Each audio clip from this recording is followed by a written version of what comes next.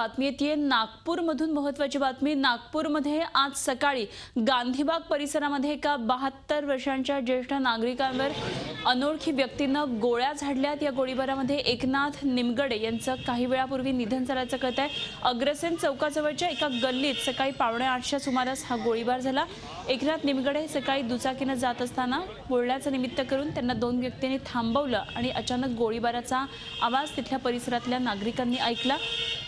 आणि याच संदर्भात आणखी सविस्तर माहिती जाणून घेऊया। आमचे प्रतिनिधी अखिलेश हळवे सध्या आपल्या बरोबर आहेत। अखिलेश, नेमकं काय घडलेलं? एका वृद्धाची हत्या झाली आहे, गोळीबार केला त्याच्यावर।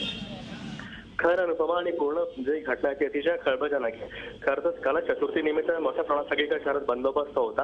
असं असताना सकाळी घटना घडली आहे आणि हा पूर्ण जो प्रकार घडलाय कुठेतरी प्रॉपर्टीच्या वादातून घडला असेल अशी आशंका व्यक्त केली जाते। याच्यामध्ये अजून कुठलीही माहिती कुठल्याही क्लू पोलिसांना नाही आहे, किंबहुना कोणी गोळी घातली असं देखील कुठलाही अंदाज पोलिसांना लावता येत नाही आहे। अद्याप आरोपीला कुठली अटक झाली नाही, पोलिसांच्या मागावरच।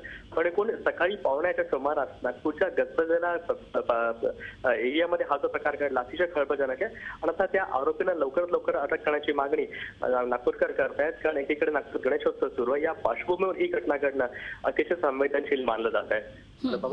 धन्यवाद अखिलेश, दिलेल्या सगळ्या सविस्तर माहितीविषयी। अखिलेश हळवे आमचे प्रतिनिधी नागपूरमधून आपल्या बरोबर होते। झी 24 तास रहा एक पाऊल पुढे।